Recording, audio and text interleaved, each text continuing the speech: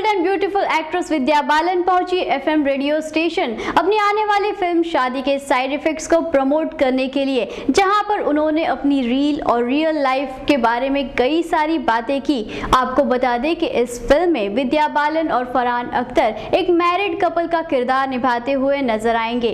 पेश है एक रिपोर्ट। वैसे आपको याद होगा लगे रहो मुन्ना भाई में विद्या बालन ने अपने रेडियो जॉकी वाले काबिले तारीफ अभिनय से लोगों का दिल लुभाया था। और जब हमने विद्या से उनके उस एक्सपीरियंस के बारे में पूछा और खास करके आरजे के बीच उन्हें कैसा लगता है, तो सुनिए उनका क्या था जवाब। I love performing to the mic. I think these guys have a crazy way. They're so full of energy that you can sense in their voices. So it always takes me back to, you're right, to Lage Raho Munna Bhai, when I realized that, you know, of course it was a film and you could see my face, but the voice needed to have that musty, that energy, that brightness. इस साल विद्या को पद्मश्री पुरस्कार भी दिया गया है। उसी बात पे जब हमने चुटकी लेते हुए विद्या से पूछा कि अगर वो डर्टी और प्रेग्नेंट नहीं होती तो उन्हें पद्मश्री अवार्ड से नवाजा नहीं जाता, तो सुनिए हमारी डर्टी गर्ल का क्या था जवाब। I think I'm very grateful for the kind of work I've done. जिस तरह की फिल्मों से मैं जुड़ी हूँ उसी वजह से यहाँ तक पहुँची हूँ, and I feel very grateful and blessed for the opportunities I've had. Okay. Because the Padma Shri is an unbelievable honor. तो जब विद्या से पूछा गया कि उनकी फिल्म शादी के साइड इफेक्ट्स के प्रमोशन करने के लिए जिस तरह से फरहान अख्तर ने बॉयज नाइट आउट किया था, क्या वो भी वैसा ही कुछ करने वाली है फिल्म के प्रमोशन के लिए, तो सुनिए क्या कहा उन्होंने। मैं कुछ कहूंगी तो ये लोग अब जाके कहेंगे कि तैयार हो जाओ, तैनात रहो, ऐसा कुछ नहीं है, फिलहाल नहीं है, and I don't think I want Siddharth to do that ever. इसके साथ ही विद्या ने फरहान के साथ स्क्रीन शेयर करने का अपना एक्सपीरियंस भी सबके साथ शेयर किया। No, I must say that Farhan doesn't have a wicked sense of humor.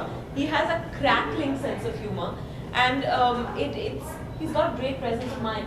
So he can make a joke about anything and with a straight face, and I love that kind of an atmosphere at work. And I think he's extremely intelligent, and his sense of humor also stems from that. So I didn't have to keep up. I just had to stop laughing when we were shooting. विद्या, आपके film का audience के बीच में वैसे तो काफी buzz है, अब देखना यह है कि ये फिल्म रिलीज के बाद लोगों को कितनी पसंद आती है।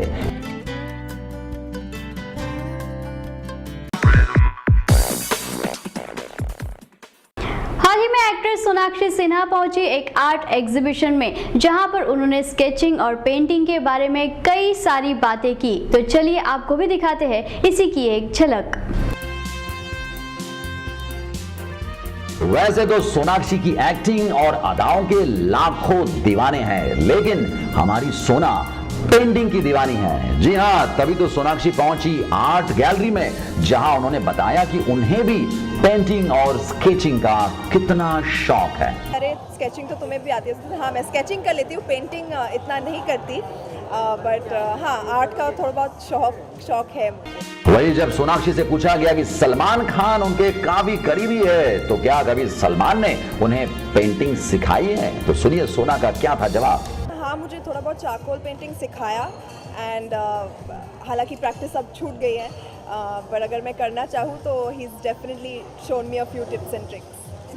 साथ ही साथ जब हमने सोनाक्षी से पूछा कि उन्होंने बहुत ही कम समय में बुलंदियों को छू लिया है, तो वो इसे हार्डवर्क कहेंगी या फिर किस्मत।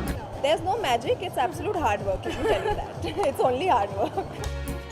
सोनाक्षी वेल डन, आप इसी तरह और भी दमदार रोल करें और यूं ही सबकी फेवरेट अदाकारा बनी रहे, यही हमारी आपके लिए शुभकामनाएं हैं।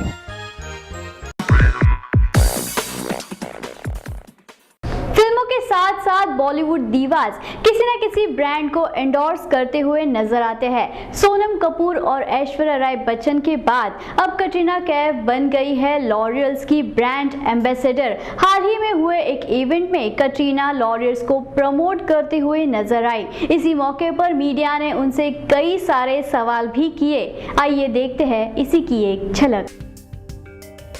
किसी पॉपुलर ब्रांड को एंडोर्स करके बॉलीवुड दीवास को दुगनी खुशी मिलती है। एक तो ऐसे प्रमोशंस के अच्छे पैसे मिलते हैं और दूसरे एडवर्टाइजमेंट के माध्यम से इन अभिनेत्रियों को घर घर पहुंचने का मौका मिलता है। तो इसी बात से कटरीना भी काफी खुश नजर आ रही थी।